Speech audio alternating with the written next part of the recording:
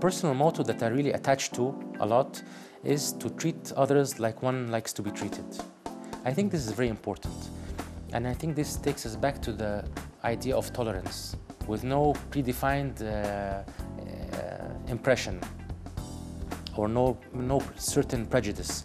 We are open to all, we should be open to all nations, we should deal with all people based on mutual respect and appreciation of the other's civilization, background, country's agenda.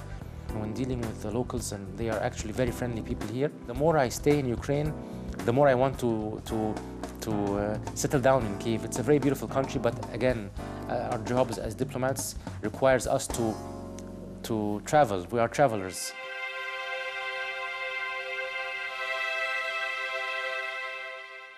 As a diplomat in the embassy in Kyiv, I arrived to Ukraine in September 2013 amongst its people, especially when the people welcome foreigners coming from abroad. As far as my impression is concerned, it was in the airplane when I was landing. I think this is mainly where people get the first feeling about the country that they're visiting.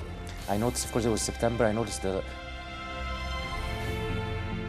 was also easy to notice the rich architecture and the history of Kyiv. One of the things I was impressed about was a very special bridge that I crossed on the way from the airport. Later on, I heard the story of this bridge. I think, if I'm not mistaken, it's called the Patona Bridge. The first impression lasted, and I was even more and more fascinated with this beautiful city day by day. I discover its rich history, and I'm very happy to be here, of course, and I look forward to my remaining time in Kyiv. Well, honestly speaking, I haven't seen any disadvantages in my past 3 years of being in Ukraine. It has only been a very positive experience. And one of maybe the barriers or the obstacles that some foreigners might be confronted with in Kyiv is the winter weather. With the central heating and the infrastructure in the capital and in the country, and of course with a good pair of winter boots, it's easy to overcome the winter. There are many, I think, opportunities that the Kyiv administration can utilize to improve the tourism in this city. First of all, I don't notice many boat trips from within the city Kyiv and maybe to other cities on the river. So I think this can be one of the projects that can maybe some entrepreneurs, whether Ukrainian entrepreneurs or foreign entrepreneurs, can capitalize on. And I think it will be a very beneficial project, both for the locals, because there are many on the banks of the rivers in Kyiv and in Ukraine. In some cases, when investments are put into historic monuments and try to modernize these monuments, it takes away the historic taste of such rich civilization. So I believe we should just try to introduce new waves of new forms of introducing the people. Modern Egypt is a country with an ancient civilization. Its past is present alongside its future. So, for example, if you go to the pyramids, you see the historic pharaonic monuments, but only a few kilometers away you can see skyscrapers, you can see new buildings. The information technology, of course, and the information technology era is interacting with the old Egyptian civilization. So next to the pyramids you can find the mobile network towers, where we're trying to bring Egypt, introduce the new face of modern Egypt to the international community as a democratic and economically successful country. There are many common things between Egypt and Ukraine. What I noticed, especially since I came to Kyiv, is the high sense of patriotism that we have on both sides, in Egypt and in Ukraine. I especially feel this high level of patriotism and love of the motherland when hearing the Ukrainian national anthem. I see how the Ukrainians engage, but they cherish their country. In this sense, it's also important to mention that when you had the revolution in Ukraine, it was termed the revolution of dignity. This also is proof that dignity is very important to the Ukrainian individual, and it's embedded in the Ukrainian personality. dignity is number one. Egyptians also are very proud. We are very proud of our 7,000-year-old civilization. Ukrainians as well, they have a very rich country. They have a country with old history. There's another common factor that I would like to mention is the point that in Ukraine and in Egypt, agriculture and farmers play a very important role in the society of Egypt and Ukraine. Many workers in Ukraine rely on agriculture as a source of income. In Egypt also, in Ukraine as well.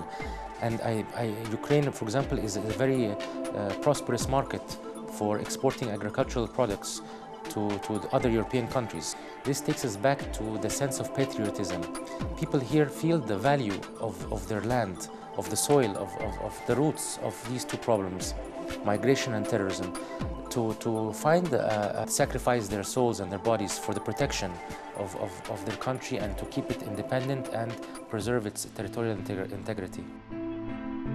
I believe with the sacrifices, when you have human sacrifices for the sake of preserving the country and its independence and its existence, this makes people cherish their motherland more and more.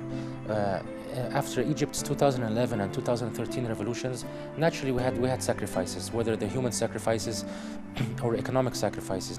But of course it requires a political will from the partners and people to seek a better future for their country.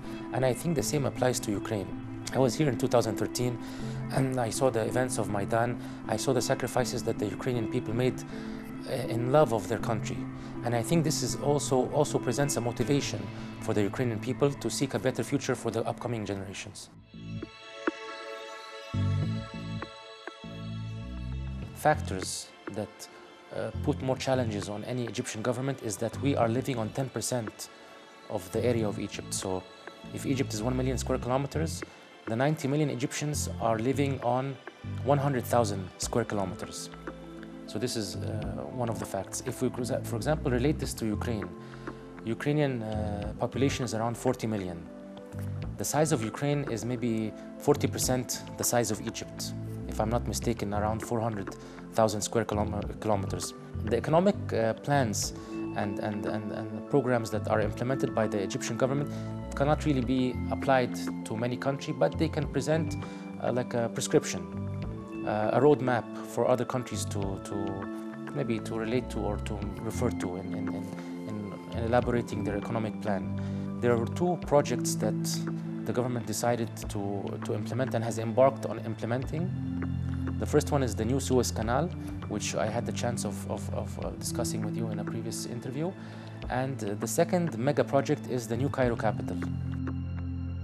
The core of these two projects is to generate as many job opportunities as possible. In any country, especially developing countries such as Egypt and to some extent Ukraine, the problem is the unemployment rate. The new Cairo reports and the analysis that is available on the internet concerning, for example, and also with the participation of foreign companies. So it is a win-win scenario where we graduates who are unfortunately unemployed in their countries with local investment and, of course, foreign investment.